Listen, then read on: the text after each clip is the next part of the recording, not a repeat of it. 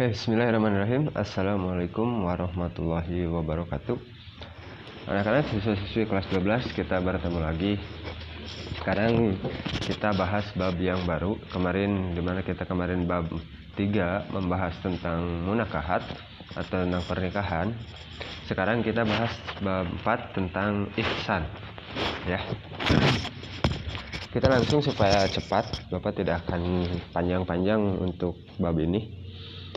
Supaya cepat kita langsung ke pengertian. Di sini pengertian ihsan dari sisi kebahasaan. Kata ihsan berarti dari kata kerja fi'il ya. Hasuna yahsunu hasanan. Artinya baik. Kemudian mendapat tambahan hamzah di depannya menjadi ahsana yuhsinu ihsanan. Artinya memperbaiki atau berbuat baik. Jadi ihsan ini ihsan ini dalam Quran surat Al-Baqarah ayat 83 itu yang berarti berbuat baik ya, kalau dari sisi kebahasaan. Nah, sedangkan menurut istilah ihsan ini diberi pengertian dari percakapan Nabi Shallallahu Alaihi Wasallam dengan malaikat Jibril. Mungkin masih ada yang ingat yang kemarin waktu Bapak bahas di di iman kepada hari akhir. Ini hadis yang Bapak sampaikan. Pada waktu itu Nabi dengan para sahabatnya sedang duduk di bawah pohon. Tiba-tiba datang seseorang yang memakai pakaian serba putih, bersih, kasep geningannya diuk langsung harapan Nabi menyebutkeun ngaran teu kenalan heula. Nah, pertanyaan yang dilontarkan oleh malaikat Jibril itu yang pertama adalah tentang iman, ya. Yang kedua tentang Islam, dan yang ketiga tentang ihsan, yang keempatnya adalah tentang tanda-tanda akhir zaman. Nah, yang kita bahas adalah pertanyaan malaikat yang ketiga sekarang, ya. Bagaimana jawabannya? Bagaimana jawaban Nabi tentang ihsan? Di sini Rasul bersabda, ihsan itu kamu beribadah kepada Allah seolah-olah kamu melihatnya. Jika kamu tidak melihatnya, maka sesungguhnya ia melihatmu. Nah, ini arti dari dari ihsan. Nah, di sini diberi titik-titik. Kita lihat di dalam artinya, sebelum Rasulullah Shallallahu Alaihi Wasallam bersabda itu diberi titik-titik, dan sesudahnya pun diberi titik-titik. Artinya ada ada hadis ini hanya bagian kecilnya saja. Seperti Bapak katakan tadi, yang lengkapnya itu adalah malaikat Jibril pertama-tama menanyakan tentang iman, tentang Islam, baru tentang ihsan. Ini jawaban tentang ihsan. Kemudian tentang tanda-tanda akhir zaman, ya, tanda-tanda hari kiamat. Nah, jadi ihsan adalah menyembah Allah Subhanahu wa taala seolah-olah kita itu bisa melihatnya. Dan jika kita tidak mampu membayangkan melihatnya, maka membayangkan bahwa sesungguhnya Allah Subhanahu wa taala melihat perbuatan kita. Makanya dengan dengan definisi dari segi kebahasaan tadi, dari segi bahasa, ihsan itu berbuat baik. Kenapa berbuat baik? Karena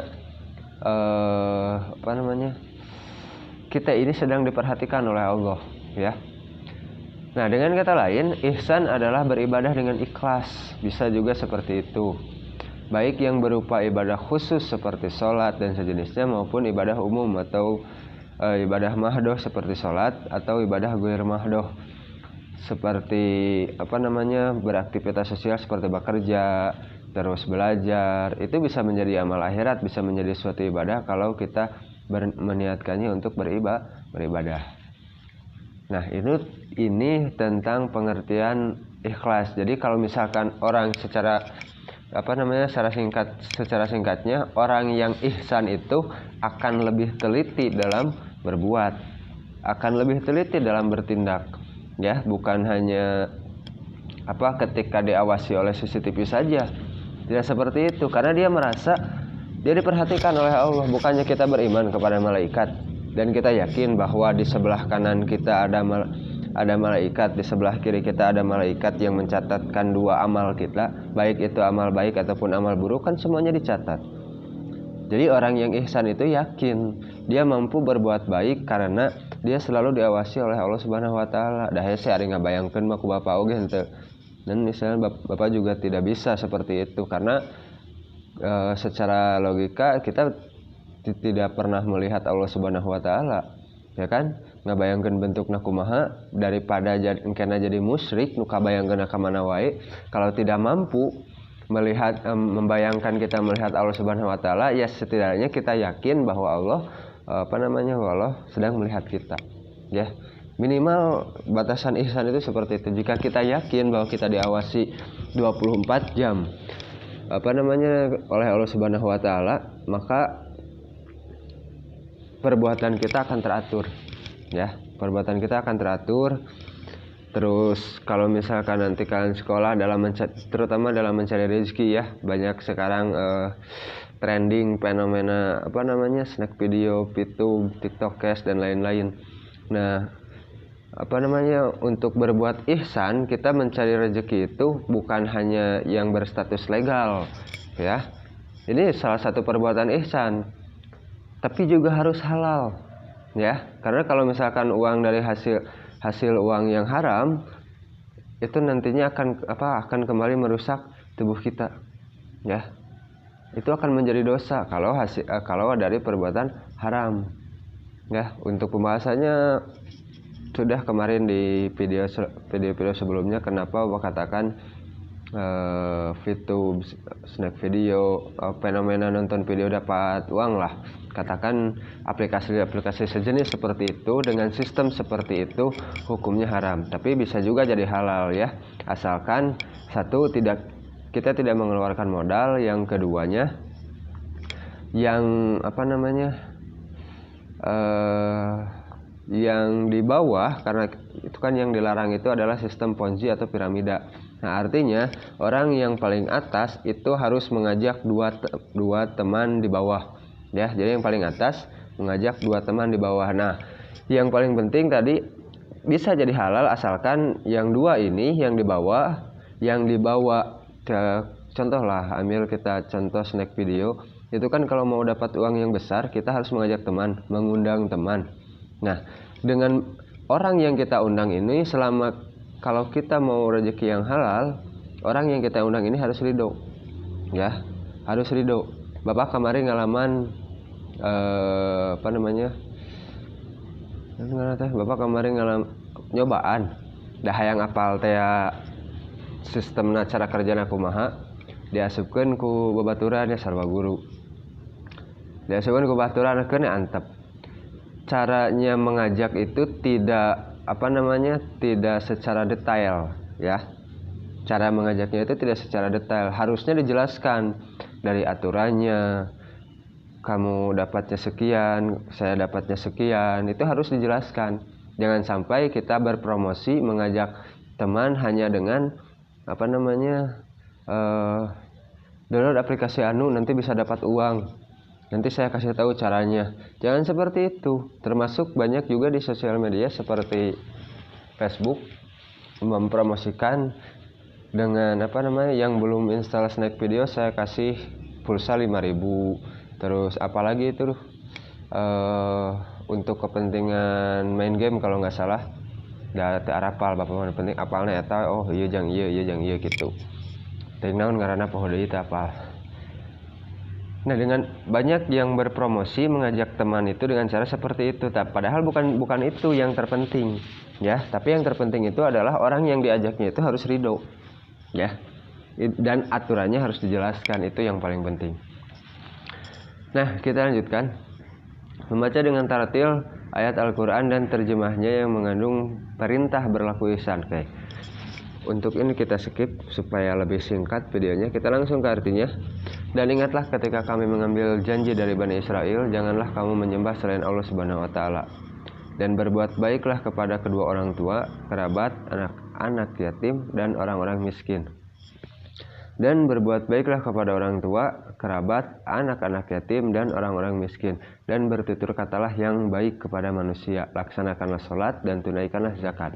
Tetapi kemudian kamu berpaling atau mengingkari kecuali sebagian kecil dari kamu, dan kamu masih menjadi pembangkang. Nah, jadi di sini perintah perintahnya di sini sudah jelas, dan berbuat baiklah kamu kepada kedua orang tua.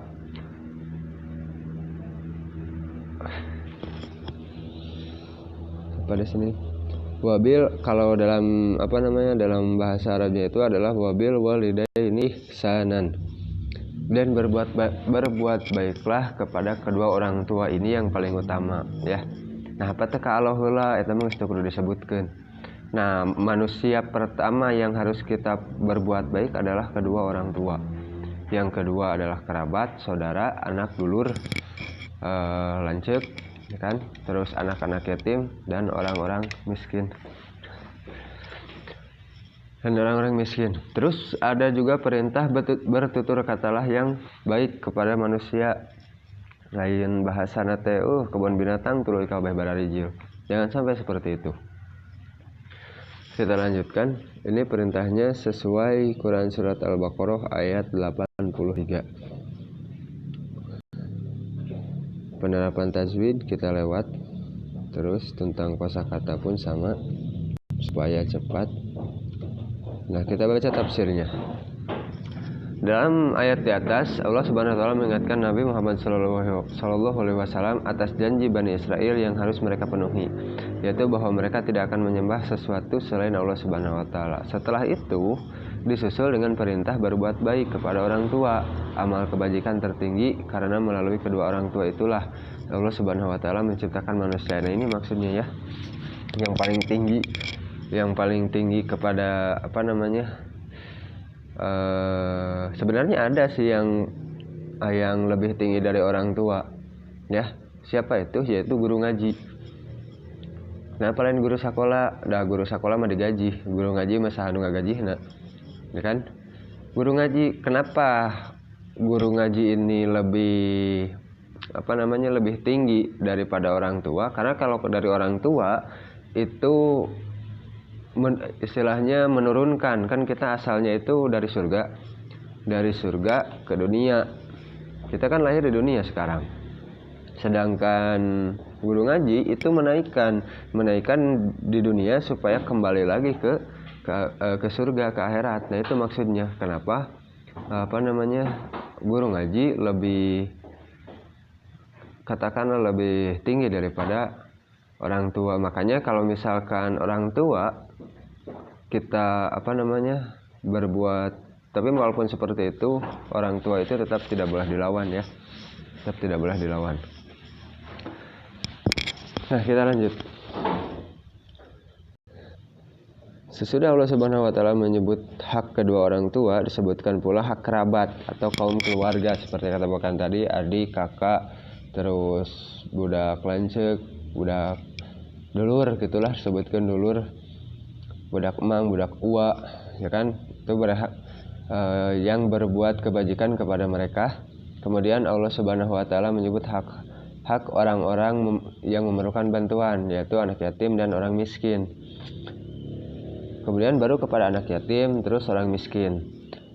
Allah Subhanahu wa taala mendahulukan menyebut anak yatim daripada orang miskin karena orang miskin dapat berusaha sendiri, sedangkan anak yatim karena masih kecil belum sanggup untuk berusaha sendiri ya. Jadi maksud di sini anak yatim itu adalah anak yang belum balig. Bagaimana belum balig? Katakan ciri balig itu dalam kitab Safinah ada 3. Yang pertama adalah sempurnanya umur 15 tahun untuk laki-laki dan perempuan. Yang keduanya mimpi jima disertai dengan keluarnya air mani untuk laki-laki dan perempuan walaupun umurnya masih 9 tahun. Yang ketiganya hanya untuk perempuan, yaitu haid atau menstruasi walaupun usianya baru 9 tahun. Nah kalau misalkan salah satu dari 3 itu sudah ada, berarti dia sudah dikatakan balik dan tidak dikatakan anak yatim ya. Itu artinya dia sudah balik. Jadi patokan anak yatim di sini hanya hanya ketika dia belum balik. Tapi kalau sudah balik, itu artinya sudah bukan disebut anak yatim lagi ya. Ini lamun misalkan terus disebut anak yatim itu geus incuan oge, geus puguh yatim piatu nya dengan aki-aki. Nah, setelah memerintahkan berbuat baik kepada kedua orang tua, keluarga, anak yatim dan ke orang miskin, Allah Subhanahu wa taala memerintah agar mengucapkan kata-kata yang baik kepada sesama manusia. ya, kepada sesama manusia, cukup tadi lain bahasa teh kebun binatang terus gitu. Setelah memerintah udah, kemudian Allah Subhanahu wa taala memerintahkan kepada Bani Israel agar melaksanakan sholat dan menunaikan zakat. Ruh sholat itu adalah keikhlasan dan ketundukan kepada Allah Subhanahu wa taala. Tanpa ruh itu sholat tidak ada maknanya apa-apa. Kalau misalkan jadi ketika kita sholat, ruhna sholatnya adalah keikhlasan yang tunduk. Jadi lamun orang sholat masih kena kapaksa, perbaiki ya. Tapi sok entong eureun sholat nama gitu, dangarana gede ajar. Entong eureun sholat nama. Tapi perbaiki supaya orang teh ikhlas. Terus ada apa ruh dari sholat itu selain ikhlas tadi adalah ketundukan. Jadi lamun orang hese diatur keneh berarti can bener sholatna. Gitu sok sholat. Nah seperti itu. Adanya ketundukan. Kalau kita masih negreg cek ulama kieu urang kitu, nah itu berarti sholatnya belum benar ya. Orang-orang Bani Israel mengabaikan ruh tersebut dari dulu hingga turun Al-Quran, bahkan sampai sekarang ya. Demikian juga dengan zakat. Kewajiban zakat bagi kaum Bani Israel juga mereka ingkari. Hanya sedikit orang-orang yang mau menaati perintah Allah Subhanahu wa taala pada masa Nabi Musa dan pada setiap zaman ya. Zakat ya tong boro Bani Israel. Da orang Islam juga ada rese di tah zakat itu. Lanjut, pada akhir ayat ini Allah Subhanahu wa taala menyatakan dan kamu masih menjadi pembangkang. Ini menunjukkan kebiasaan orang-orang Bani Israel dalam merespon perintah Allah Subhanahu wa taala, yaitu membangkang. Nah, lamun orang embung disebut kaum Bani Israel, jangan banyak membangkang terhadap para ulama khususnya ya, sehingga bersebarlah kemungkaran dan turunlah azab kepada mereka. A'udzubillahi min dzalik ya. Hadis yang terkait dengan perintah berbuat ihsan juga banyak sekali. Setiap hadis yang mengandung perintah berbuat baik kepada sesama manusia, melarang berbuat kerusakan, atau perintah beribadah kepada Allah Subhanahu wa taala, itu semua merupakan perintah berbuat ihsan. Di sini jadi berbuat ihsan itu banyak macamnya ya. Yang bisa berarti secara jelas perintah berbuat baik kepada sama manusia, bisa juga kebalikannya dengan melarang berbuat kerusakan, itu juga perintah berbuat ihsan. Atau perintah beribadah kepada Allah Subhanahu wa taala, itu juga termasuk perintah berbuat ihsan. Di antara hadis yang dengan tegas menyatakan agar kita berbuat ihsan adalah hadis berikut ini, yang artinya langsung Rasulullah SAW bersabda, sungguhnya Allah telah mewajibkan berbuat ihsan atas segala sesuatu. Maka apabila kamu membunuh, hendaklah membunuh dengan cara yang baik. Maksud di sini adalah membunuh atau mematikan piraku ayam ayahan dengan cara yang baiknya. Dan ayam maksud di sini adalah membunuh binatang. Ya, jadi walaupun contoh seperti misalkan kan mun di urang mah seperti belut terus nanti lauk kan rada hese paehna teh lamun teu dipek-pek sirahna nya kan sok enak lauk padahal ku urang beuteung nalaan pejitna asupkeun deui kana cai da masih kena hirup gitu. Dan dengan cara yang ihsan itu walaupun dia binatang, walaupun dia makanan kita, tetap harus berlaku baik ya. Dan jika kamu menyembelih, maka sembelihlah dengan cara yang baik dan hendaklah menajamkan pisaunya dan menyenangkan hewan sembelihannya. Jadi maksudnya sama meherek dipencit teh. Kan tadi lamun kudu kabari contohkeun anu mematikan, anu membunuh, hendaklah membunuh dengan cara yang baik. Belut, ikan itu kan tidak disembelih. Ya kan? Belut, ikan tidak disembelih. Nah, berbeda dengan hewan yang disembelih. Kalau hewan yang disembelih, mata sok paraban heula, mandian heula, malahan marek memeh dipencit ya. Misal hayam terek dipencit engke sore sok paraban heula cing seubeuh. Sebrotan, mandian, terus poekeun kumaha carana supaya jag-jag, jangan sampai derek dipencit ieu antep we tong diparaban. Jangan sampai seperti itu. Nah, justru dalam hadis ini kita disuruh untuk berbuat ihsan kepada binatang ya. Bahkan bukan hanya kepada manusia, tapi kepada binatang pun kita harus juga berbuat ihsan walaupun binatang tersebut akan disembelih. Dan hendaklah menajamkan pisaunya dan menyenangkan hewan sembelihannya. Menajamkan pisau kadi pepesona mentak biasana lamun anu sok mencit ya pesona teh khusus sekeutna teh terlalu ya. Namun soalnya lamun misalkan pisaunya itu tidak tajam ke karunya saregsek gitu. Seperti orang lah lamun misalkan labuh barabak sekaligus kan teu karasa keur ngabarabak nama, tapi pas geusna we nyud-nyudan kan seperti itu. Nah kabayang teh ayeuna lamun misalkan pas labuh nyorodot di slow motion pas nyorodotna gitu. Nah ketika kita menyembelih hewan pun ketika kita menyembelih hewan dengan pisau yang tumpul, maka kejadiannya akan seperti itu, akan susah, maka akan menyakiti hewan dan itu dilarang oleh agama ya. Kita lanjut. Ini pembahasan tentang hadis tadi, kita percepat saja supaya tidak terlalu panjang videonya, 20 menit. Oke. Keterkaitan kewajiban beribadah dan bersyukur kepada Allah Subhanahu wa taala dengan berbuat baik terhadap sesama manusia. Di sini pertanyaannya, kenapa kepada siapa kita harus berbuat ihsan? Dilihat dari objeknya, pihak-pihak yang berhak mendapat perilaku ihsan dari kita. Kita harus berbuat ihsan kepada Allah Subhanahu wa taala sebagai sang pencipta ya, dan juga seluruh makhluk ciptaannya. Sebagaimana sabda Rasulullah sallallahu alaihi wasallam sebagai berikut. Sungguhnya Allah Subhanahu wa taala telah mewajibkan berbuat ihsan atas segala sesuatu. Hadis yang tadi ya, hadis yang tadi atas segala sesuatu. Nah, secara lebih rinci kita bahas di bawah. Ihsan dalam menyembah, ihsan kepada Allah Subhanahu wa taala berlaku artinya ketika dalam menyembah, beribadah kepada Allah Subhanahu wa taala baik dalam bentuk ibadah khusus yang disebut ibadah mahdoh seperti murni seperti sholat, puasa, kan itu khusus ditujukan kepada Allah Subhanahu wa taala. Ataupun ibadah umum yang disebut ghair mahdhoh ya.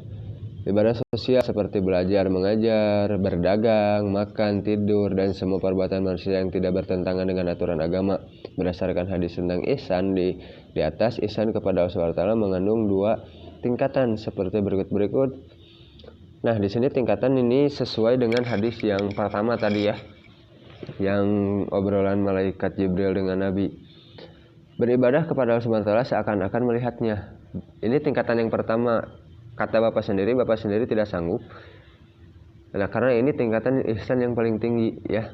Ini tingkatan ihsan yang paling tinggi. Nah, minimal kita ada di tingkatan yang kedua, yaitu yakin bahwa Allah Subhanahu wa taala melihat kita. Jangan sampai ketika kita bekerja,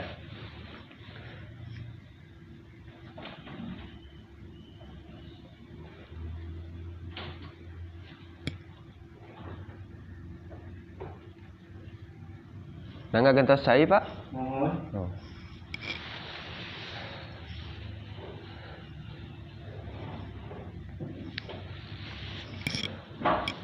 Nah, kita lanjutkan. Nah, di sini yang tingkatan yang kedua adalah yakin bahwa yakin bahwa Allah Subhanahu wa taala melihat kita. Nah, dalam kondisi apapun, apalagi ketika ibadah mahdoh seperti sholat, kalau itu sudah harus. Tapi ketika kita ibadah ghair mahdoh atau ibadah umum, katakan seperti tadi bekerja, berdagang, belajar, mengajar, contoh ke ujian, nyage eueuh CCTV, nyage eueuh pengawas, apalagi seperti sekarang kan ujian di imah mendingenaheunnya hiji jang browsing HP teh, hiji jang mukaan soalna ripuh.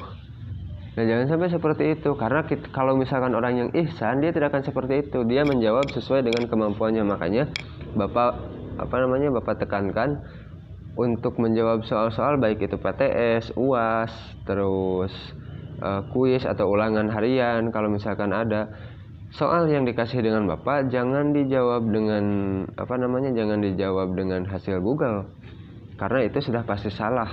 Da Bapak nunyian soalnya ya. Jawablah sesuai dengan pembahasan. Nah, supaya apa tuh lamun ngagugol deui mah jangan naon enak Bapak nyenan video ieu saeureun memori. Ya kan?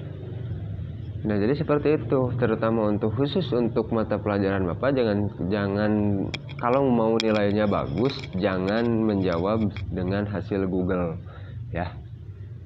Ini minimal kita ada di tingkatan yang kedua. Kita yakin bahwa Allah Subhanahu wa taala sedang melihat kita. Teu kudu make CCTV sebenarnya mah lah. Yang naon CCTV jika nu teu beriman wae gitu. Nah, yang kedua adalah ihsan kepada sesama makhluk ciptaan Allah Subhanahu wa taala. Yang pertama di sini tentu tadi seperti yang sudah kita bahas, ihsan kepada orang tua. Orang tua kalau kata Bapak tadi katakan ada yang lebih tinggi dari orang tua yaitu guru ngaji, tapi di di nadom yang bernama Pangandika itu Pangandika itu ada 3 jenis orang tua. Bapak tegas, mertua, yang ketiganya adalah orang yang mengajari kita guru agama. Orang yang mengajari kita ilmu agama. Nah, itu adalah orang tua kita. Jadi guru ngaji ge kasebut orang tua gitu. Guru ngaji ge kasebut orang tua. Ya, kasebut orang tua. Tapi menurut Bapak lebih tinggi karena alasan yang seperti tadi. Yang kedua, supaya tidak terpanjang karena sudah dibahas tadi. Yang kedua, ihsan kepada kerabat karib, ya, sama seperti tadi, adik, kakak, paman, terus teh siapa lagi? Lamun ceuk ieu mah teteh uwa cenah. Mang. Terus kepada anak yatim. Berbuat baik kepada anak yatim ialah dengan cara mendidiknya dan memelihara hak-haknya. Dengan ayat dan hadis menganjurkan berbuat baik kepada anak yatim diantaranya. Jadi maksud dari berbuat baik kepada anak yatim ini tidak harus kita selalu memberikan sedekah kepada mereka. Besi majarkeun niasa kumaha kitunya saka disangkana teh teu mampu sangka kumaha bisi teh kasinggung ku eta, tapi bukan seperti itu. Boleh kita dengan menjadikannya teman, nya ge beda urang geus balik manehna acan. Jadikan teman, didik, ajakan kanu benar. Nah, itu berbuat ihsan kepada anak yatim, ya. Jadi tidak harus dengan sedekah, ya. Kepada anak yatim. Terus kepada fakir miskin. Nah, kalau kepada fakir miskin baru memberikan bantuan, ya. Terutama pada saat mereka mendapat kesulitan. Nah, komo keur kieu mah. Ya kan?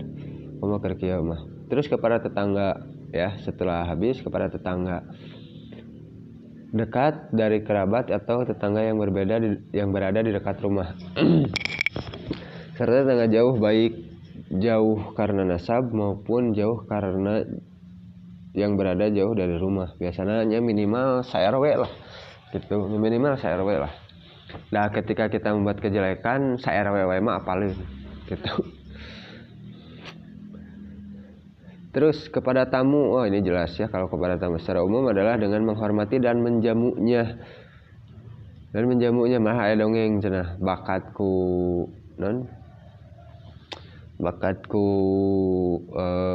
memuliakan seorang tamu, nepikeun ka nginjem ngahutang, hayang ngajamu, hayang menjamu seorang tamu teh, tapi entong diturutan nepikeun ka nginjem ka tukang nu aya we suguhkeun mah hampura we kitu we basa we da teu mahal bahasa mah nya. Yang G 9 deh. Yang G adalah ihsan kepada karyawan atau pekerja. Nah, di sini terikat perjanjian kerja dengan kita, termasuk pembantu, tukang dan sebagainya. Kita dimintakan yang membayar upah mereka sebelum keringat mereka mengering. Artinya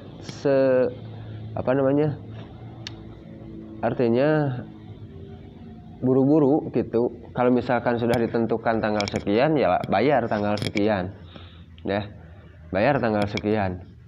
Kecuali mungkin kalau misalkan kewajiban karyawannya ada, ya, atau kewajiban pekerjaannya ada yang tidak dipenuhi, eta mah nya tergantung kumaha perjanjian ti awalna gitu, perjanjian ti awalna.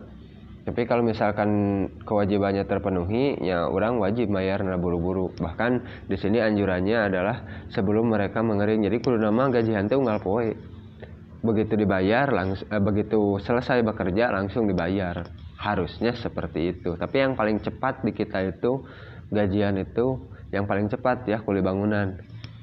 teh saminggu sakali, geus paling gancang saminggu sakali teh gitu. Tiap Sabtu kalau nggak salah, Sabtu setengah hari biasanya plus gajian, terus poe Mingguna libur, Senin seperti biasa bekerja lagi. Pak muni apalah ngalaman atuh da jadi tukang bangunan segala bisanya. Ka pabrik ngalaman bapak mah, dagang ngalaman, kuli bangunan ngalaman, terus ayeuna jadi guru. Nah, yang ihsan kepada sesama manusia, artinya dimanapun kita berada, ke semua orang kita harus berbuat ihsan. Di antaranya dengan cara menjaga ucapan. Kadang kan banyak yang yang salah sepaham karena ucapan, apalagi justru dengan sistemnya komunikasi via handphone. Komo nu ditulis mah, wah lapur weh. Sebab dari nada membaca itu tergantung situasi orang yang membaca, bukan tergantung situasi orang yang menulis. Misal, contoh gini, Bapak menulis di sini, katakan kepada teman Bapak dengan suasana Bapak yang enak, dingin, ya kan? Terus dengan tujuan mengajak bercanda kepada teman yang akan Bapak kirimi, katakanlah WA atau SMS, diketik. Ketika sampai di teman Bapak, dia dalam kondisi marah-marah. Dia dalam kondisi yang katakan sedang mempunyai masalah.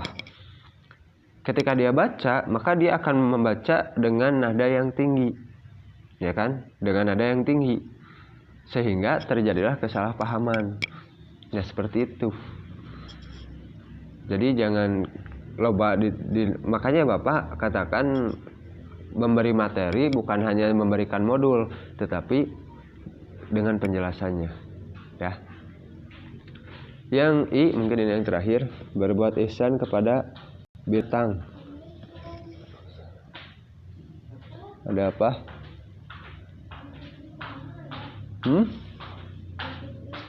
UPT saya tak acan sumping.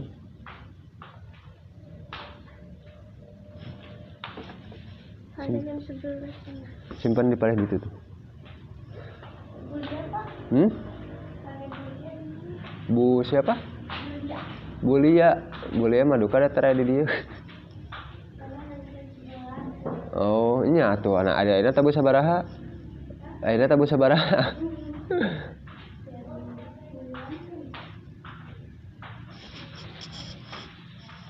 Di itu tuh di payen tuh, nu Bulia mah.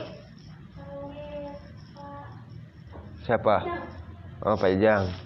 So, sadai Bulia. Payunnya di payun tuh Bulia mah. Tadi dinya ngelobong. Nah, wartosan ya Bulia na WA. Disimpan di meja payun tengah gitu.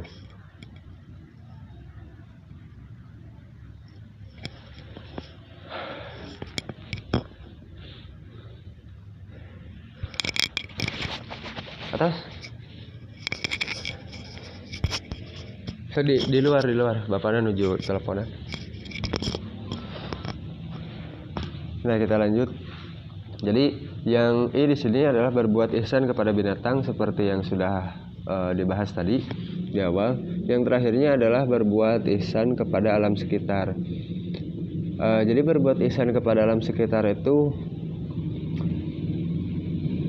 untuk kepentingan kita sendiri ya, untuk kepentingan kelestarian hidup alam dan manusia sendiri. Alam harus dimanfaatkan dengan penuh rasa tanggung jawab. Ya contoh lah ayeuna lobana pabrik teh, lobana garmen, lobana perusahaan-perusahaan, lobana gedung-gedung pencakar langit lain alus sebenarnya mah. Tinggal efekna, ya kan? Tinggal efekna. Banjir, longsor, hujan dordar, angin puguh deui. Itu kenapa? Karena tidak ada pepohonan, ya kan? Gunungna dikerukan, izin perumahan. Bener tuh. Nanti tong heran lamun ayeuna longsor di mana tiap hujan longsor di mana tong heran. Da lain salah batur, salah jelema keneh. Gitu. Salah jelema keneh. Jadi kuduna mah lamun erek manfaatkeun. Kumaha manfaatkeunna ganti pepelakana kudu bisa ku urang kadahar komo keur kieu mah. Ya kan? Komo keur kieu mah. Nah, ayeuna apalagi sekarang banyak sedang tren itu tanaman organik ya kalau nggak salah. Tanaman-tanaman organik yang ditanam di pohon itu bisa menanam tumbuhan-tumbuhan, sayur-sayuran. Lumayan tuh kudu meuli sebenarnya malah bisa ngajual lamun orang kreatif mah. Ya kan? Bisa seperti itu. Asal kita sebenarnya untuk peluang usaha tuh banyak. Bisa dilestarikan nyatiis ketinggalan lagi hawa lagi sejuk loba tatangkalan mah. Ya kan? Beda dengan ayeuna diganti ku naon gitu. Contoh ganti ku pabrik, riweuh. Nah, seperti itu ya. Itu yang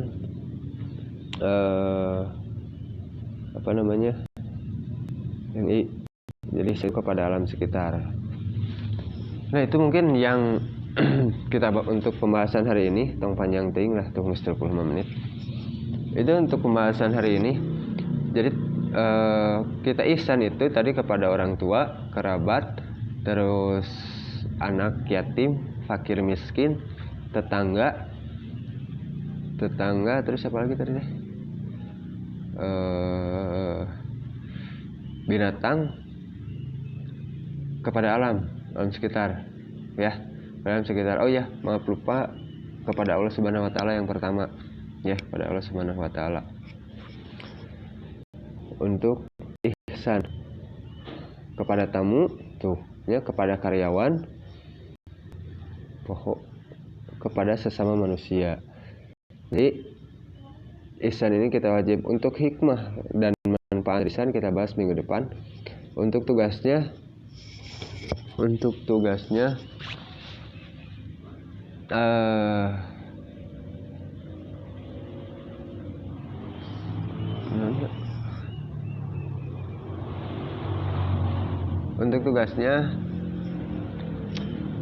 tulis saja pengertian dari ihsan sesuai percakapan dari Malaikat Jibril dan Nabi Shallallahu Alaihi Wasallam. Pengertian ihsan sesuai percakapan Malaikat Jibril dan Nabi Shallallahu Alaihi Wasallam. Ya, sekian. Wabillahi taufiq wal hidayah. Assalamualaikum warahmatullahi wabarakatuh.